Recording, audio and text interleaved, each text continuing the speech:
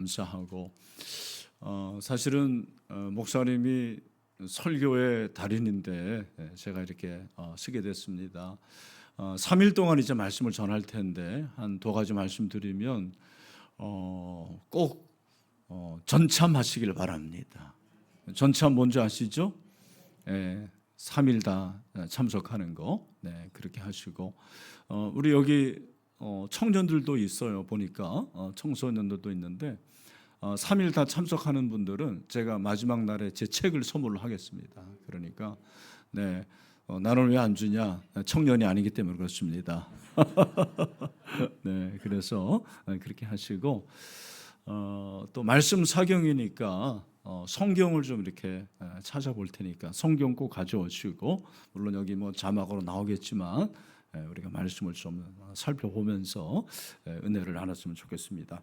제가 말씀 전하기 전에 헌금을 위해서 기도하겠습니다. 좋으신 하나님 아버지, 우리에게 구원의 은혜를 주신 거 감사합니다. 하나님의 자녀 삼으시는 애 감사합니다. 몸된 교회를 섬기게 하시니 감사합니다. 또 2026년 새해 우리에게 선물로 주셨고 전인 미답의 이 길을 저희들이 가게 됩니다. 성령 하나님 동행하여 주시옵소서. 인도하여 주시옵소서. 독수리처럼 여호와를 앙망하게 하여 주시옵소서. 혹시 패배주의에 빠진 자들이 있습니까? 예수 그리스도께서 이미 이기신 줄로 믿습니다. 세상을 이긴 주님, 담대하라고 말씀하신 주님, 내가 세상을 이겨노라. 예수의 이름으로 승리할 수 있도록 도와주시옵소서. 귀한 헌금을 올려드렸습니다. 하나님께서 받으신 줄로 믿습니다. 하나님께서 복의 복을 더하여 주시옵시고 3일 동안 급한 일, 어려운 일 만나지 않게 하시고 또 말씀에 집중하게 하시고 은혜 받고 새롭게 변화되게 하여 주시옵소서. 예수 그리스도의 이름으로 기도합나이다. 아멘. 할렐루야. 네, 오늘은 이기는 신앙, 이기는 게 첫 번째 시간인데 우리 같이 한번 따라하겠습니다. 자기 피로 사신 교회. 제가 2007년도에 DTS 훈련, 제자 훈련이라고 할 수 있죠. DTS 훈련을 받았습니다. 그런데 목회자 DTS였는데 저희 팀에 아마 여러분 중에는 모르실 수 있는 분도 있겠지만 아마 목회자들은 다 알만한 그런 우리 교단은 아니지만 그 고신의 정주채 목사님이라고 혹시 아시는 분 있습니까? 별로 없으신 것 같은데 몰라도 전혀 지장 없습니다. 네, 그 목사님이 계셨어요. 네, 근데 그 목사님과 이렇게 교제를 나누는데 목사님이 그러는 거예요. 그분은 자기가 분립개척을 자기가 했어요. 한 1,500명 모일 때 스스로가 용인으로 이렇게 가서 향상교회라고 그렇게 교회를 이제 분립개척한 거죠. 그랬는데 그 교회에서 설교를 같은 본문을 6번 한 그런 본문이 있다라는 거예요. 여러분 하나도 안 놀랐는데 나는 너무 깜짝 놀랐어요. 왜냐하면 교인들이 재탕만 해도 금방 알아요. 차 목사님 그렇지 않습니까? 예, 특별히 뭐 예화를 2번 썼다 기가 막히게 합니다. 그런데 6탕을 한 거 아닙니까? 교인들 중에 보면은 이렇게 설교 본문을 이렇게 거기다 써놓는 분들이 있어요. 본문에다가 몇 월 며칠 날 설교했다. 또 누가 했다. 그런 거 절대로 그러지 마세요. 네. 근데 6탕을 한 거니까 대단한 겁니까? 제가 그래서 아니 목사님 도대체 그 본문이 어디입니까? 라고 질문했죠. 어디겠어요? 눈치가 있으셔야지. 어디겠어요? 네, 사도행전 20장. 오늘 우리가 읽은 이 본문이 바로 6번이나 한 설교였다라는. 그래서 제가 또 이제 질문을 했죠. 목사님, 왜 6번이나 했습니까? 라고 질문했더니 답은 너무 간단했어요. 중요하니까. 중요하기 때문에 이 본문을 그렇게 6번이나 설교했다 그렇게 말씀을 하시더라고요. 오늘 이 말씀은 사도 바울의 설교예요. 사도행전에 설교가 많이 나오죠. 사도행전은 성령행전이기도 하고 설교행전이에요. 근데 사도행전에 나오는 설교들은 대부분 불신자들을 대상으로 하는 설교였어요. 사도 바울도 그래 있고. 그런데 어찌 보면 유일하게 교인들을 향한 설교가 오늘 본문에 나와 있는 거예요. 그게 바로 에베소 교회의 장로님들을 대상으로 해서 여러분들이 교회를 이렇게 섬겨라. 사역자의 자세에 대해서 그렇게 말씀을 하고 있고, 여러분들이 섬기는 교회가 어떤 교회인지를 아느냐, 이 교회의 위대함, 영광스러운 교회에 대해서 이제 말씀을 하신 것입니다. 그래서 이 말씀은 에베소 교회의 장로님들에게 하신 말씀인데, 에베소 교회는 여러분이 아시는 대로 사도 바울이 3년 동안 정말 혼신을 다해서 목회한 교회였어요. 3년 동안 두란노 서원에서 열심히 사역한 교회였습니다. 그리고 그가 2차, 3차 전도 여행을 했고 이제 예루살렘으로 돌아가야만 했습니다. 예루살렘으로 돌아가는데 사도 바울의 마음속에 늘 어느 교회가 있겠어요? 에베소 교회가 있는 거예요. 내가 그 교회를 한번 가봐야 되는데, 그 교회가 어떻게 성장하고 어떻게 성도들이 성숙하게 되는지를 확인하고 싶은데 그렇게 하지 못하는 거예요. 왜? 그 이유가 오늘 여러분 성경 보면은 우리가 17절을 읽었는데 16절에 보면 바울이 아시아에서 지체하지 않기 위하여 에베소를 지나 배 타고 가기로 작정하였으니, 그 다음에 같이 한번 읽겠습니다. 시작. 이는 아멘. 그러니까 예루살렘에 왜 그렇게 빨리 가야 되냐면, 지금 예루살렘 형제들이 흉년이 들어가지고 마게도냐의 성도들이 헌금을 했잖아요. 그 헌금을 가지고 가야 하는데 빨리 급히 가야 된다고 했잖아요. 언제까지? 오순절까지. 오순절 안에 가야 됐어요. 그러니까 동선상 에베소를 들릴 수가 없는 거예요. 그래서 가까운 밀레도에서 에베소 교회 장로님들을 부른 거예요. 그 장로님들을 불러서 그들에게 하신 말씀이 오늘 17절부터 기록이 되어 있는 것입니다. 그래서 고별 설교인데, 그 고별 설교 중에서 제 마음에 와닿았던 가장 핵심 구절은 28절이었어요. 오늘 28절에서 뭐라고 그랬는지 또 여러분 졸지도 않고 또 주무시지도 않는 줄로 믿고, 자 28절 말씀을 다 같이 한번 읽겠습니다. 시작.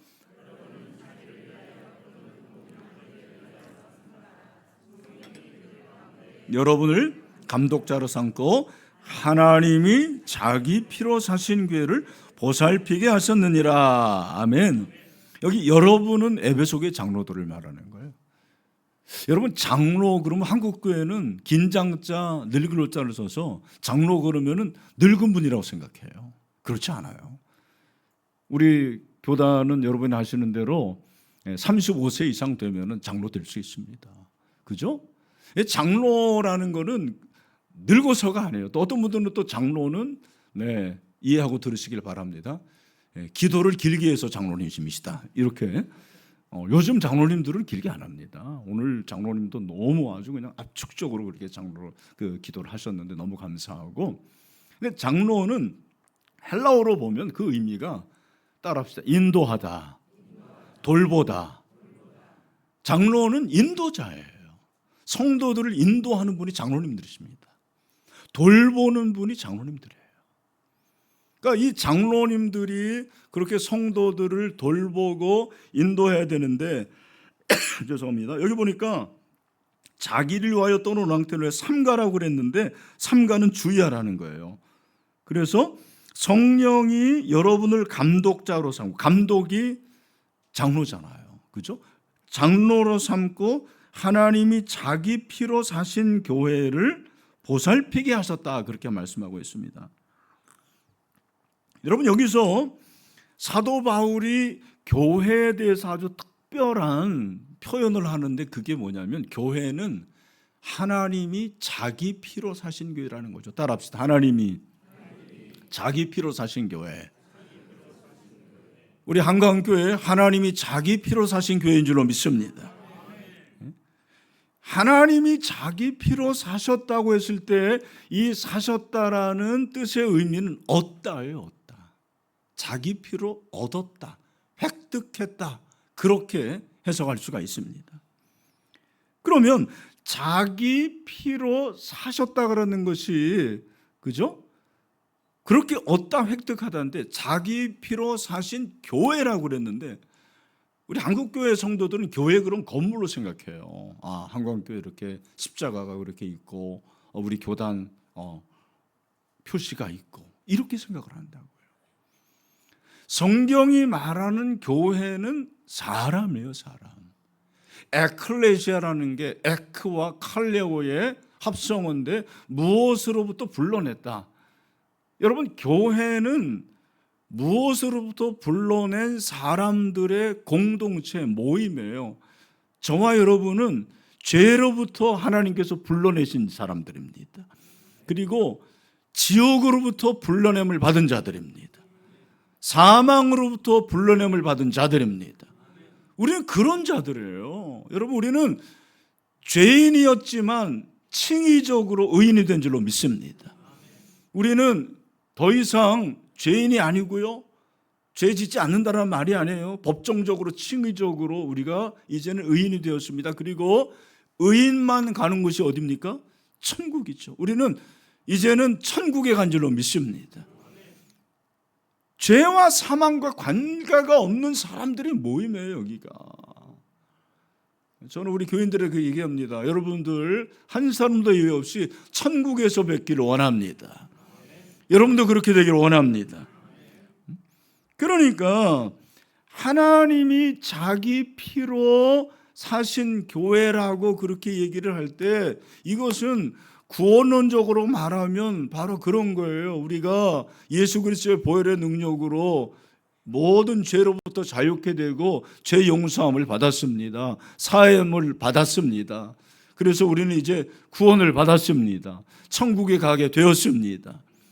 그런 자들의 모임인데 교회를 자기 피로, 교회도 자기 피로 사셨다, 그렇게 말씀하시는 것입니다. 여러분, 이건 굉장한 의미예요. 왜냐하면 하나님이 자기 피로 샀다라는 거예요. 자, 제가 한 가지 예를 들면, 이 만년필을 제가 10만 원에 주고 삽시다. 그러면 샀다고 해봐요. 그러면 이 만년필은 얼마짜리입니까? 어려워요, 이거? 네. 이 만년필을 10만 원에 내가 샀어요. 그러면 이 만년필은 얼마짜리요? 10만 원짜리예요. 20만 원에 샀으면 20만 원짜리. 그리고 이 만년필은 그럼 누구 겁니까? 내 거예요. 여러분 기분 나쁘시더라도 이건 목사 거예요. 왜 제가 이 말씀을 드리냐면, 잘 여러분 생각해 보세요. 하나님이 이 한강교회를 자기 피로 샀습니다. 그러면 이 한강교회는 얼마짜리예요? 피값이지, 피값. 그러면 그 피는 누가 흘리신 거예요?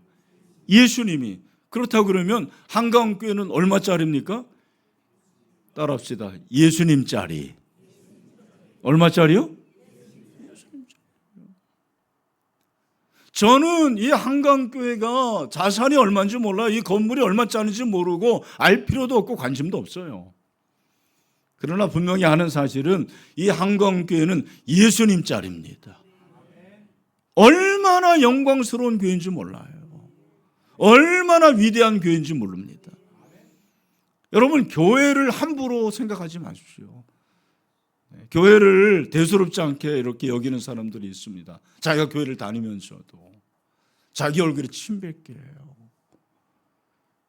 여러분, 이 교회는 하나님이 아들 예수 그리스도를 보내셔서 피를 흘리심으로 사신 교회입니다. 얼마나 소중한 교회인지 몰라요. 그런 의미에서 옆에 있는 분들, 당신은 대단한 분입니다. 한번 합시다. 그래.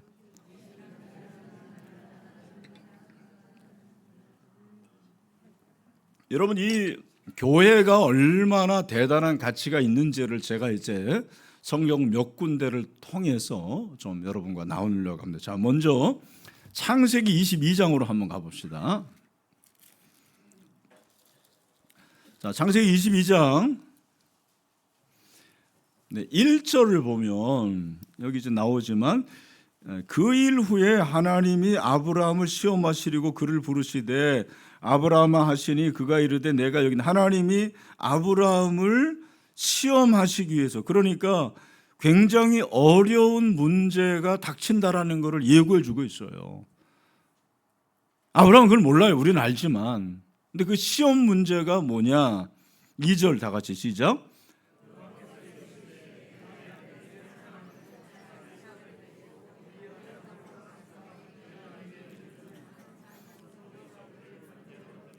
우리가 잘 아는 말씀이에요. 네 아들, 네 사랑하는 독자 이삭을, 그냥 이삭을 그렇게 얘기하지 않아요. 네 아들이다. 100세에 낳은 아들이라는 거지. 또 네 사랑하는, 물론 뭐 다 사랑하지만 이 말은 특별히 사랑한다라는 얘기겠죠. 네가 정말 100세에 낳은 아들이니까 얼마나 사랑해요. 그리고 네 독자, 그걸 또 강조해요. 그를 뭐라고 그랬어요? 모리아 땅으로 가서 거기서 그를 어떻게 해요? 여러분, 번제로 드리라는 것은 말이 좋아서 그렇지 무슨 말입니까? 죽이라는 얘기 아닙니까? 번제로 드리라 그렇게 말씀하고 있습니다. 여러분, 이 명령에 대해서 아브라함이 어떻게 합니까? 3절에 아브라함이 아침에 일찍이 일어나 나귀 한 장을 지우고 두 종과 그의 아들 이삭을 데리고 번제에 쓸 나무를 쪼개어 가지고 떠나 하나님이 자기에게 일러준 곳으로 가더니, 제가 이 구절을 읽을 때 강조한 곳이 있어요. 공통점이 뭐예요? 뭐 여러분들은 뭐 그냥 읽었지 뭐, 그죠? 제가 동사에 강조를 했어요. 액센트를 넣었어요. 6개의 동사가 하나 찾아보세요. 뭐예요? 일찍이 일어나, 두 번째는 지우고, 그리고 데리고, 네 번째는 쪼개어 가지고, 그 다음에 떠나, 마지막에는 가더니 6개의 동사가 나오는 거예요. 여러분 잘 보십시오. 아브라함이 동사로 순종하는 거예요. 순종은 동사예요. 순종은 생각이 아니에요. 순종은 실천이고 행동입니다. 여러분 순종하십시오. 그렇게 순종하는 거예요. 6개의 동사를 가지고 아브라함이 그렇게, 네. 근데 여기까지는 할 수 있어. 그런데 제3일에 아브라함이 눈을 들어 그곳은 어디예요? 모리아산이죠. 모리아산으로 가라고 그랬으니까. 거기를 보니까 이 아브라함이 종들에게 이르되 너희는 나귀와 함께 여기서 기다리라. 내가 아이와 함께 저기 가서 예배하고 우리가 너희에게로 돌아오리라 하고, 아브라함이 이에 번제 나무를 가져다가 그의 아들 이삭에게 지우고 자기는 뭐를? 불과 칼을 손에 들고 두 사람이 동행했는데, 질문, 두 사람 사이에 대화가 있었을까요? 없었을까요? 없었어요. 침묵. 여러분 성경은 상상하면서 읽으셔야 돼요. 한번 생각해 보세요. 여러분의 아들을 내가 100세에 낳았는데 그를 죽이러 지금 가는 거예요. 내 손에, 한 손에는 불, 한 손에는 칼을 쥐었어요. 그리고 아들한테는 나무를 치우고 올라가는 거예요. 야, 무슨 생각했을까? 이삭이 이걸 여러분 눈치를 챘을까요? 눈치채지 못했을까요? 저는 눈치챘을 거라고 생각해요. 얼마나 아브라함은 가슴에 비수를 꽂고 눈물을 흘렸을까? 그런 생각을 상상을 한번 해보세요. 그런데 그 못을 박는 질문을 하는 거예요. 아버지, 불과 나무는 여기 있는데 번제할 양은 어디 있습니까? 아브라함이 속으로 어떻게 생각하실까요? 이삭아, 너야, 너. 네가 양이야. 너 죽어야 돼. 내가 너를 죽여야 돼. 야, 이건 정말 드라마에도 나올 수 없는 그런 드라마틱한 얘기예요. 그런데 아브라함은 순종합니다. 여러분 9절에 보니까 하나님이 그에게 이르신 곳에 이르렀을 때 제단을 쌓고 나무를 버려놓고 그의 아들 이삭을 어떻게 해요? 결박해요. 그리고 번제단 위에 놓고 손을 내밀어서 찌르려고 그러는 거예요. 이게 순종이에요. 그냥 신용했을까요? 쇼했을까요? 모션만 취했을까요? 아니에요. 실제로 그렇게 한 거예요. 근데 여기서 하나님이 얼마나 다급하셨는지, 황급하셨든지. 여러분 11절 보십시오.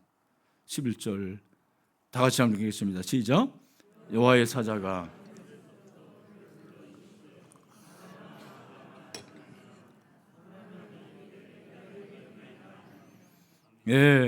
사자가 이르시되 그 아이에게 내 손을 대지 말라. 네가 네 아들 내 독자까지도 내게 아끼지 아니하였으니 내가 이제야 내가 하나님을 경외하는 줄을 아노라. 여기서 중요한 단어가 아끼지 않는다라는 거예요. 100세 낳은 아들을 아끼지 않았어요. 정말 눈에 넣어도 아프지 않다라는 표현이 여기에 맞는 거예요. 그 아들을 아끼지 않았어요. 그리고 하나님 앞에 드립니다. 헌신합니다. 우리 한국교회 성도들 하나님께 드리는 게 아깝지 않습니까? 여러분의 시간을 이렇게 금요일 날 이 불금 아닙니까? 불금 아시죠? 불타는 금요일 이 밤을 이렇게 금요일 밤을 하나님께 드리는 거 아깝지 않으시죠? 네. 여러분 정말 피 같은 돈 11조 하나님께 드리는 거 아깝지 않으시죠? 네. 시간과 물질, 내 은사 하나님께 바치는 거 아깝지 않아요. 여러분의 자녀를 하나님께 드리는 것도 아깝지 않습니다. 네. 하나님께서 아브라함의 헌신에 대해서 놀라운 말씀을 하시는 거예요. 13절이에요. 아브라함이 눈을 들어 살펴본즉 한 순양이 뒤에 있는데 뿔이 숯불에 걸려 있는지라 아브라함이 가서 그 순양을 가져다가 아들을 대신하여 번제로 드렸더라. 아멘. 여러분 바로 하나님께서 이삭 대신에 뭐를 준비해 주신 거예요? 순양. 그래서 그 하나님을 뭐라고 그러는 거예요? 여호와 이레. 여러분 여호와 이레는 뜻이 뭐예요? 하나님이 준비하셨다라는 거예요. 하나님이 준비하십니다. 아까워하지 않고 하나님께 드리면 하나님께서 준비하십니다. 올 한 해 하나님께서 여러분에게 준비하시는 은혜가 있기를 원합니다. 한강교회를 향해서 하나님이 준비하신 줄로 믿습니다. 우리의 자녀들 하나님이 준비하십니다. 예비하십니다. 여호와 이레 하나님이 우리의 하나님이십니다.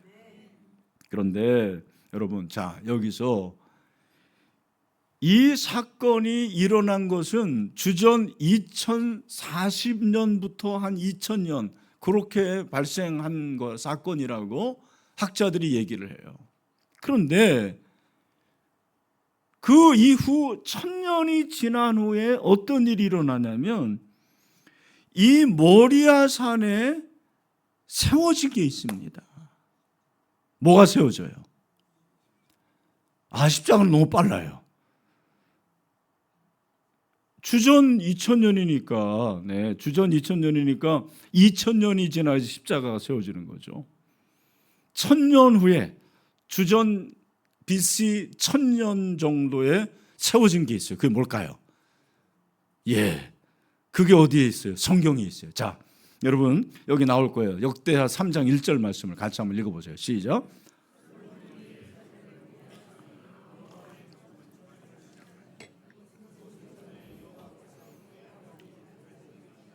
자, 여기 보니까 그 다음에 여부스 사람 오르난의 타작마당에 다윗이 정한 것이다. 노라는 말씀이 나오는 거예요.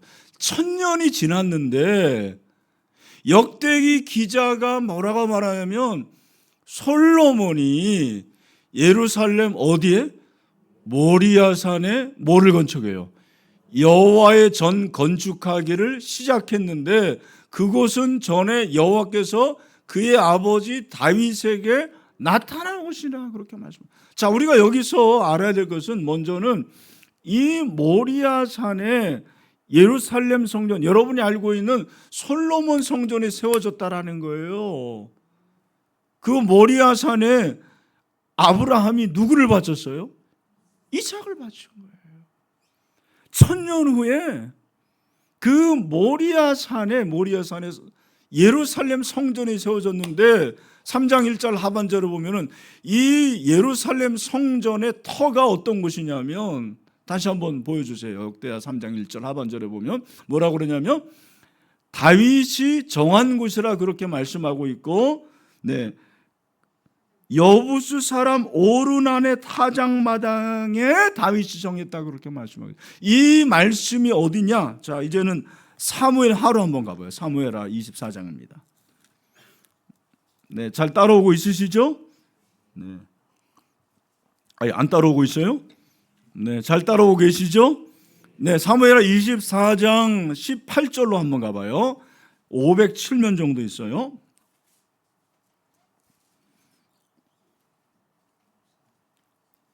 네, 507면 구약성경 사무엘하 24장 18절, 우리 18절 말씀을 다 같이 읽겠습니다. 시작.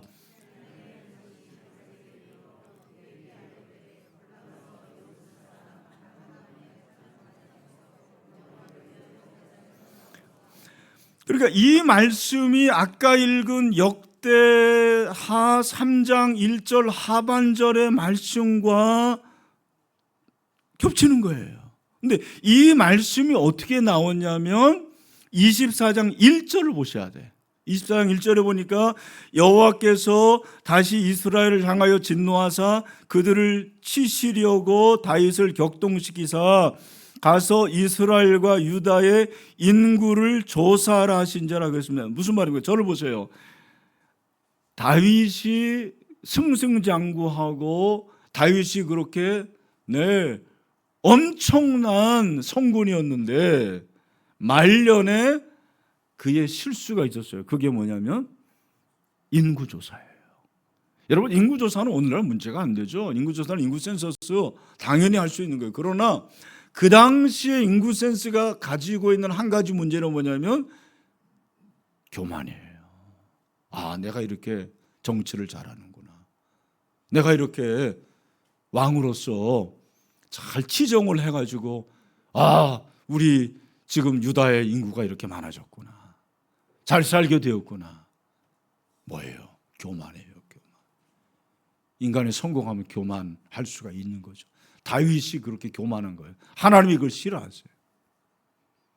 그래서 하나님께서 다윗에게 벌을 내리시는데 세 개 중에 하나를 고르라는 거예요. 그게 뭐예요? 여러분 보면 13절이죠. 가시 다윗에게 이르러 아뢰오되 하나님께서 갓선자를 다윗에게 보내줬어요. 네가 네 잘못을 알려니와 셋 중에 하나를 골라라. 뭐예요? 땅에 7년 기근이 있는 거, 두 번째는 3달 동안 쫓겨다니는 거, 도망다니는 거, 세 번째는 사흘 동안 전염병이 생기는 거. 여러분 같으면 뭘 선택하겠어요? 매도 빨리 맞아야죠. 제일 빠른 게 뭐예요? 3일 동안 뭐가? 전염병이 생기는 거예요.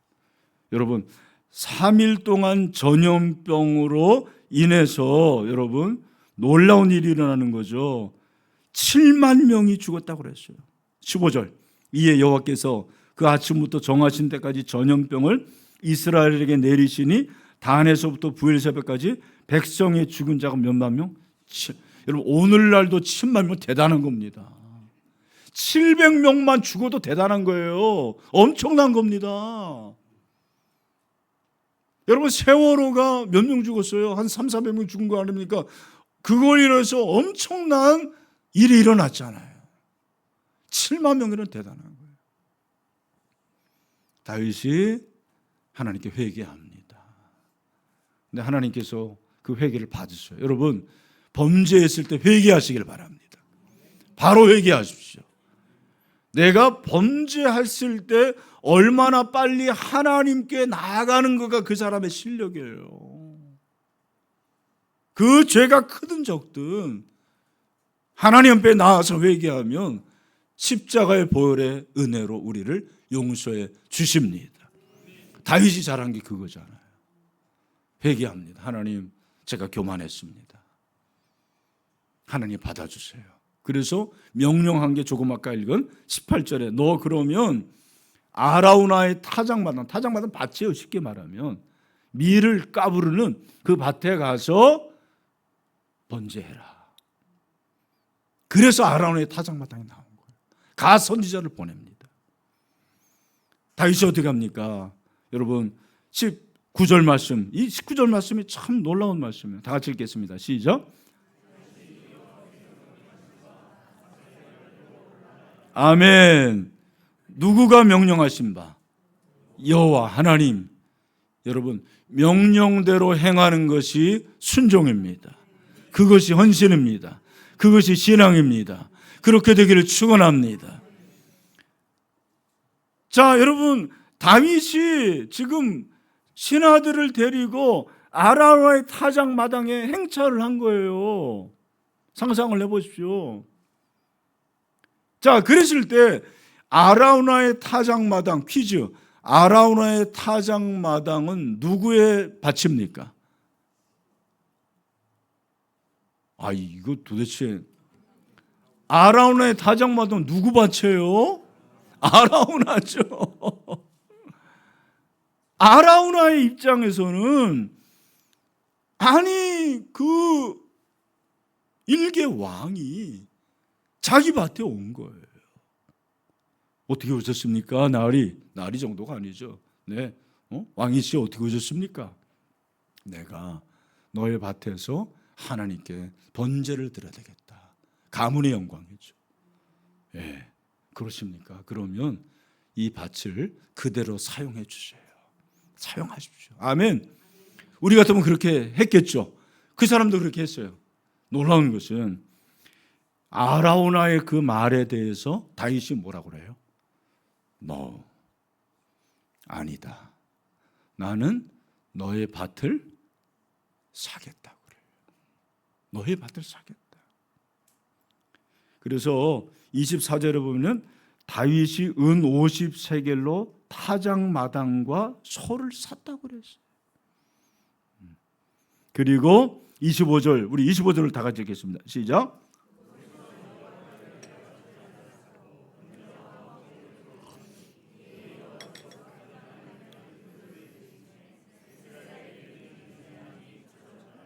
아멘. 그곳에서 여호와를 위하여 제단을 쌓고 번제와 화목제를 드렸습니다. 하나님 앞에 향기를 드렸습니다. 화목제, 자기의 잘못을 회개하는 제사 아닙니까?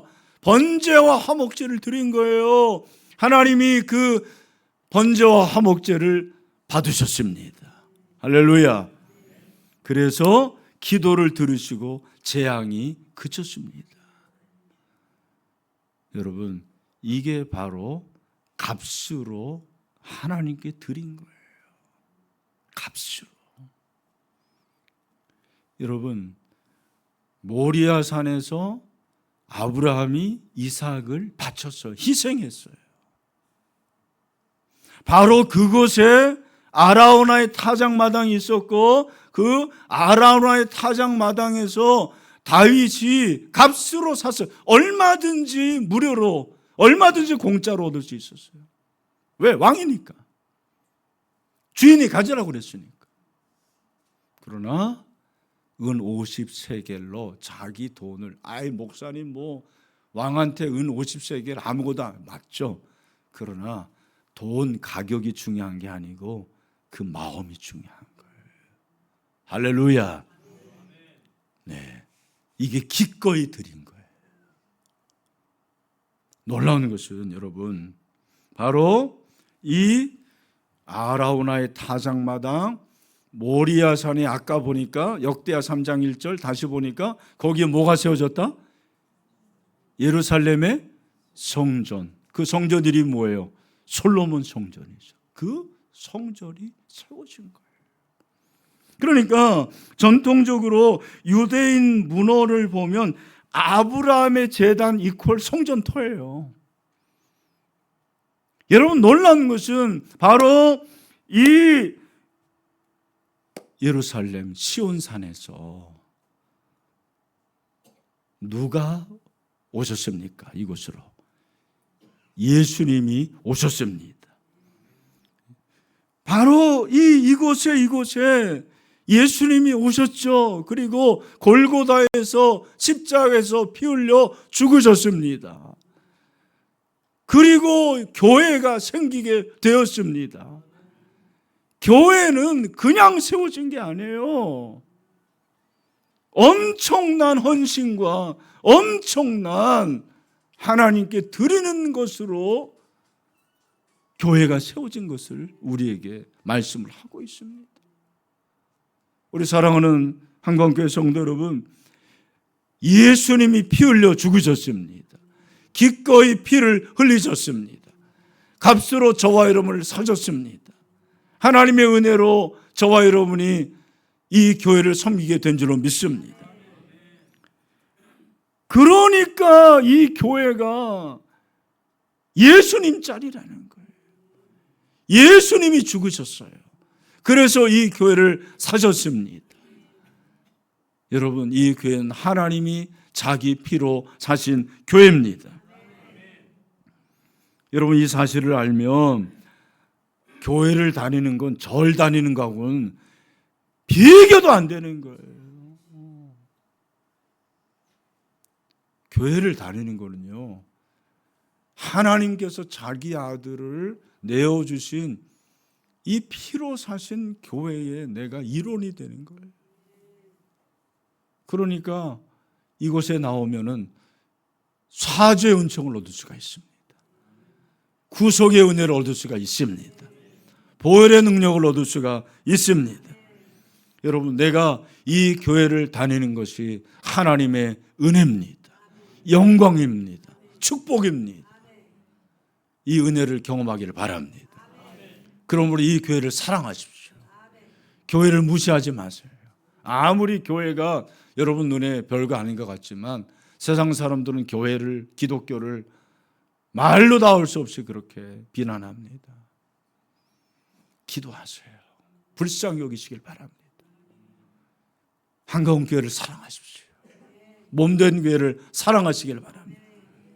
저는 내 스스로가 교회주의자라고 생각해요. 나는 교회를 사랑해요. 뼛속 깊숙이 교회를 사랑합니다. 여러분, 어떠셨나요? 저는 해외에 나가면은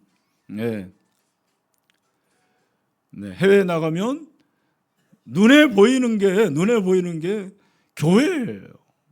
제가 일본에 처음 갔을 때도 일본이 깨끗하고 일본이 정리정돈 달려고, 나는 그런 거는 눈에 들어오지도 않더라고요.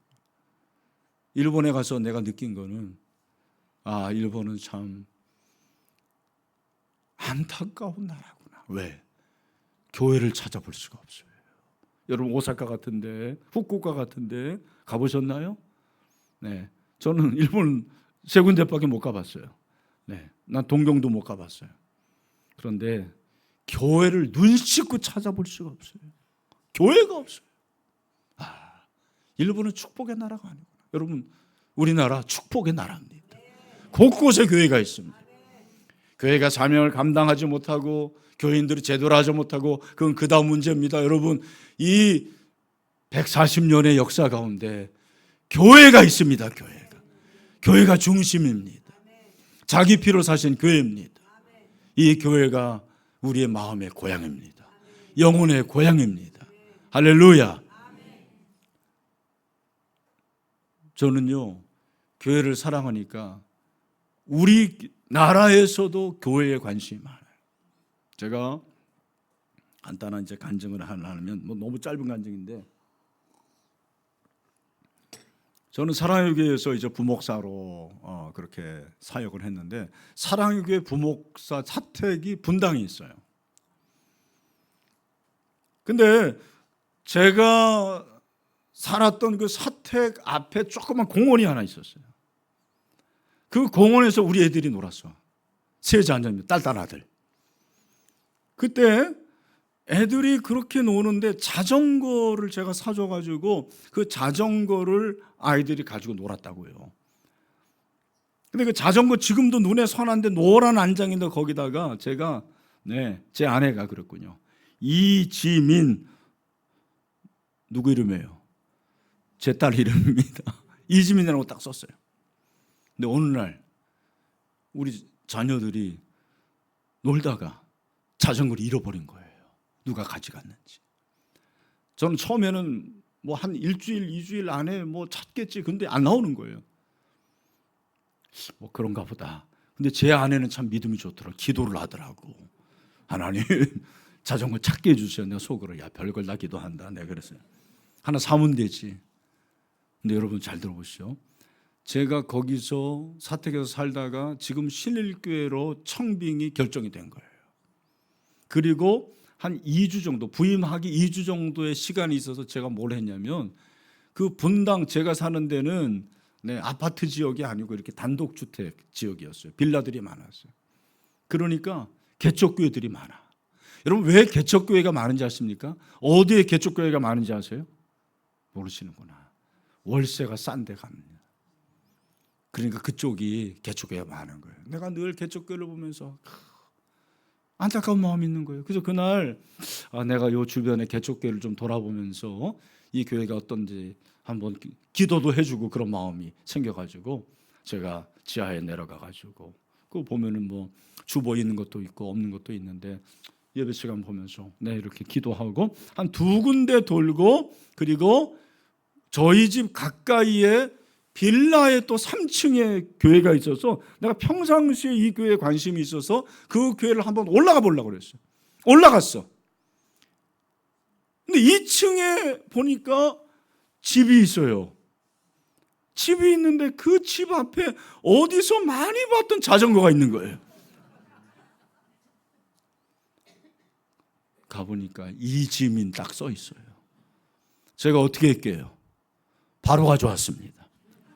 왜? 내 거니까. 찾았어요. 제 아내의 기도가 응답된 것도 있지만 저는 그때 깨달았어요.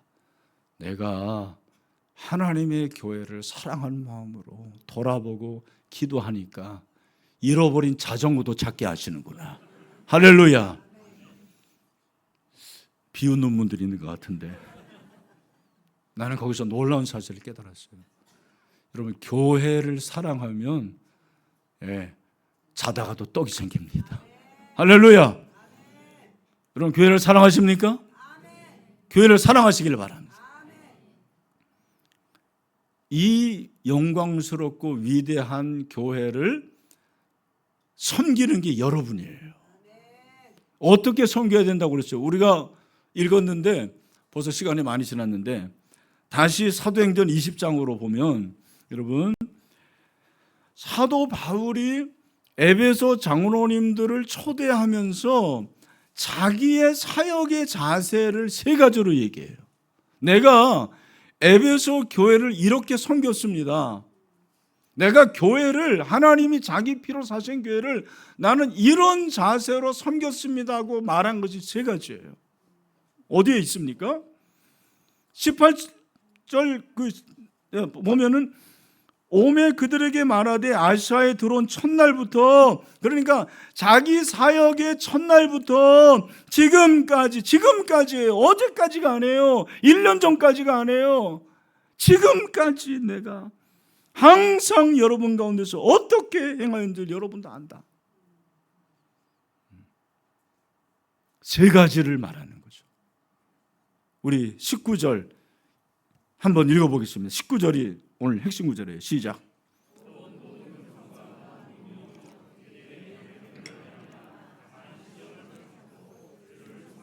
세 가지. 첫 번째는 모든 겸손. 따라합시다. 모든 겸손. 두 번째는 모든 눈물. 세 번째는 모든 인내. 3가지 뭐라고요? 모든 겸손. 그 다음에 눈물. 3번째 인내. 우리 여기 청년들도 있습니다.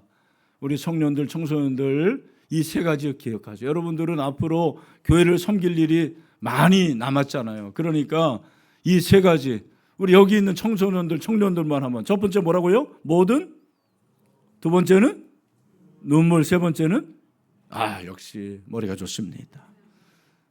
여러분들도 다 아시죠? 여러분 왜 모든 겸손이라고 그랬을까요? 겸손 중에 일부 겸손도 있고 모든 겸손, 모두는 따라합시다. 철저한. 여러분 사람이 누구에게는 겸손할 수 있고 누구에게는 교만할 수 있는데 사도 바울은 누구에게나 겸손한 거예요. 어떤 곳에서는 교만하지만 어떤 곳에는 겸손할 수 있는데 사도 바울은 어떠한 곳에서든지 어느 곳에든지 언제든지 겸손한 거예요. 이게 바로 사도 바울의 사명의 자세였어요. 할렐루야. 그러니까 여러분 우리가 왜 겸손해야 되느냐, 겸손해야 될 이유를 앤드류 머레이가 세 가지로 얘기했어요. 여러분 집중하세요. 집중. 다른 거 신경 쓰지 마시고 세 가지로 말했는데 첫 번째 왜 우리가 겸손해야 되냐면 첫 번째 따라합시다. 피조물이기 때문에. 저 여러분 피조물입니다. 나는 피조물이 아니고 조물주입니다. 손 들어보세요. 없죠? 겸손해야 돼요. 두 번째 나는 죄인입니다. 나는 죄인 아닙니다. 손 들어보세요. 겸손해야 돼요. 세 번째 나는 성도입니다. 그러니까 겸손해야 돼요. 나는 성도가 아닙니다. 손 들어보세요. 다 해당되는 거예요. 여러분 겸손하시길 바랍니다. 교만하지 마세요. 저희 아버님 천국 가셨어요. 코로나 전에 돌아가신 거 난 너무 감사해요. 저희 아버님이 저만 만나면 다른 얘기 안, 너 목회 잘해라, 설교 잘해라, 교회 성장시켜라 한마디 한 적이 없어요. 이 목사 첫째도 겸손이고 둘째도 겸손이고 셋째도 겸손이야. 겸손해야 돼. 난 아직도 아버지의 말을 잊을 수가 없어요. 근데도 이건희 목사는 겸손할까요? 교만할까요? 나는 교만해요. 교만합니다. 인간은 다 교만해요. 지 잘난 맛에 살아요. 자기의 철저합니다. 그러나 겸손하려고 노력하는 거예요. 우리 주님이 겸손하셨어요. 나는 마음이 온유하고 겸손하니 나에게 와서 배우라고 말씀하십니다. 여러분 겸손하시길 바랍니다. 우리가 교회에서 자랑할 게 뭐가 있어요? 솔직히 교만할 게 뭐가 있습니까? 이 교회를 하나님이 피로 사셨는데 내가 여기에 대해서 무슨 지분이 뭐가 있어요? 헌금 많이 한다고 여기 뭐 창립 멤버라고 내가 뭐 장로고 권사라고 아니에요. 여러분 우리는 겸손해야 됩니다. 겸손합시다. 두 번째는 모든 눈물이에요. 사명자에게는 눈물이 있어야 돼요. 여러분 눈물은 뭐예요? 어떤 사람은 또 사랑의 씨앗이라고 그렇게 얘기하던. 눈물은 화학적으로 말하면 아주 간단해요. NaCl 플러스 H2O야. 소금 플러스 물. 눈물이 뭐예요? 눈에서 나오는 물이에요. 제가 깨달은 것은 눈물은 사랑의 씨앗이 맞아요. 장로님 진짜예요. 장로님 교회를 위해서 기도할 때 눈물 나와요 안 나와요? 사랑하니까. 우리 여기 젊은 엄마들 남편을 위해서 기도할 때 눈물 나와요 안 나와요? 나와죠. 젊을 땐 나와. 근데 한 50대 물어보면 나와요 안 나와요? 욕이 나온다고 그럽니다. 그런데 아들을 위해서 기도할 때는 앉자마자 눈물 나온대. 여러분 저는 잘했다 못했다를 말하는 게 아니고 눈물은 뭐예요? 사랑이에요. 주님을 생각할 때 눈물이 나와야 돼. 나를 위해서 죽으신 주님, 보혈의 능력. 여러분, 교회를 위해서 눈물이 나와야 돼요. 아멘. 네. 우리 차은일 목사를 위해서 기도할 때 눈물이 나와야 돼요. 우리 장로님들을 위해서 기도할 때, 권사님들을 위해서 기도할 때 눈물이 나와요. 눈물. 사명자에게 눈물이 있어야 돼요. 마지막으로 인내라고 그랬어요. 여러분, 참으시길 바랍니다. 능력이 있고 많이 배우고 어느 정도 위치에 있지만 왜 실패합니까? 참지 못해서 그러네요. 목회도 참지 못하면 실패합니다. 그래서 저희 신학교 때 우리 사목사님도 아시는데, 네, 그 어떤 한 목사님은 참을 인자 3개면은 사람도 살릴 수 있다고 그랬어요. 늘 참으라고 그랬어요. 여러분, 인내하시길 바랍니다. 이 물이 99도까지는 안 끓어요. 그러나 100도까지 돼야지 끓습니다. 증기기관차가 212도까지는 안 움직여요. 그러나 213도가 되면 움직입니다. 그때까지 참으십시오. 여러분의 자녀들, 여러분의 마음대로 안 됩니까? 참으시길 바랍니다. 하나님이 그 자녀를 만져주실 때까지 기도하십시오. 여러분의 태신자 전도하는데 어렵죠? 여러분, 올 때까지 기도하시길 바랍니다. 포기하지 마십시오. 하나님의 사전에는 포기가 없어요.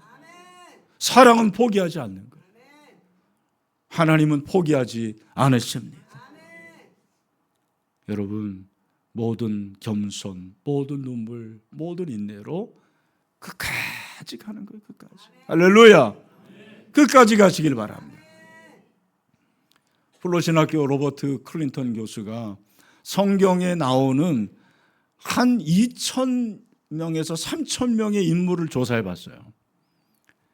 거기에 끝까지 실패하지 않고 실족하지 않고 자기의 생애를 마친 사람은 20% 내지 30%밖에 없다고 그랬어요. 나머지는 다 도중에 실족하고 용두삼이 되고 대마처럼 세상으로 떠나고. 여러분 중에는 그런 분이 한 분도 없기를 바랍니다. 끝까지 나의 달려갈 길을 마치길 바랍니다. 피니싱 웨이를 하셔야 돼요. 저는 마지막으로 오늘 한국교회가 소망이 없다고 그래요. 여러분, 한국교회 소망이 있습니까? 없습니까? 있습니까? 진짜입니까? 어떻게 알아요? 예? 하나님이 함께 하시는, 할렐루야. 잘 들어주십시오. 한국교회에 소망이 없는데 소망이 있다라는 것도 문제예요. 그죠? 어떤 분은 그래요. 아니, 목사님, 기독교가 소망이고 희망인데 왜 한국교회에 소망이 없습니까? 이렇게 질문했더니 그 목사님이 대답하기를 실제로 소망이 없는데 소망이 있다고 말하는 것도 문제 아니냐. 다 맞는 얘기예요. 근데 그 목사님이 정말 나의 뼈를 때리는 한마디를 하셨어요. 네가 희망이면 한국교회에 희망이 있다 그랬어요. 아무리 한국교회에 희망이 없더라도 당신이 희망이면, 당신이 희망이 되면 한국교회는 희망이 있는 거예요. 이게 리얼 크리스천이에요. 한국교회에 1,000만이 있더라도 나는 희망이 없어. 그럼 희망 없는 거예요. 하지만 한국교회에 다 희망이 사라지고 정말 가능성이 없다 하더라도 나에게 희망이 있으면 희망이 있는 것입니다. 여러분이 그 사람이 되시길 바랍니다. 그 사람을 통해서 이길 수가 있습니다. 이기는 교회가 될 수 있습니다. 이기는 신앙이 될 수가 있습니다. 마지막, 여러분 전도하시기 바랍니다.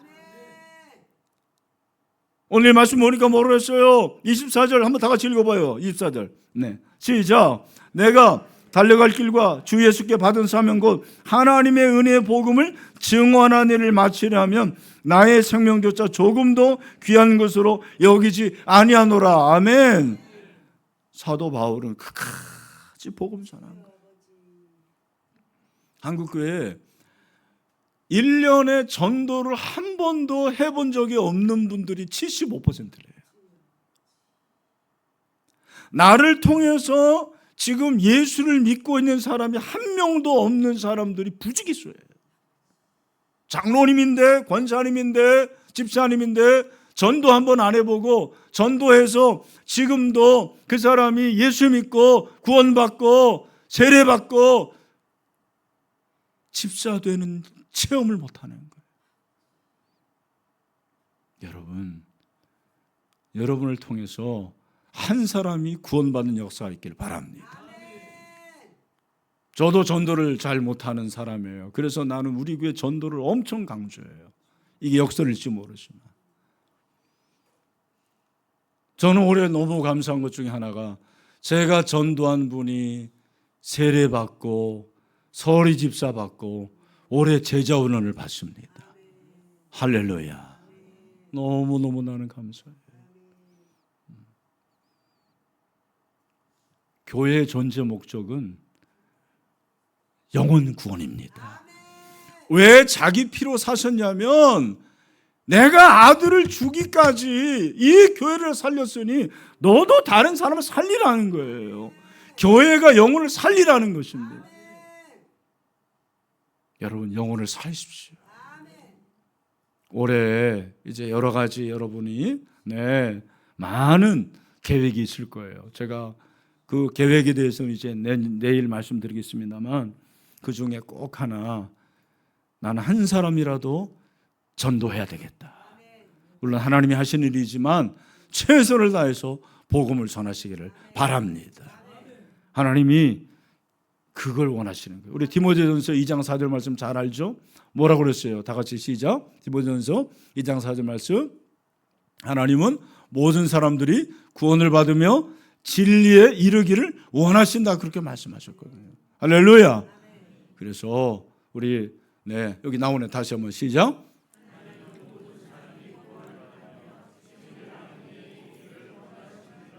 할렐루야.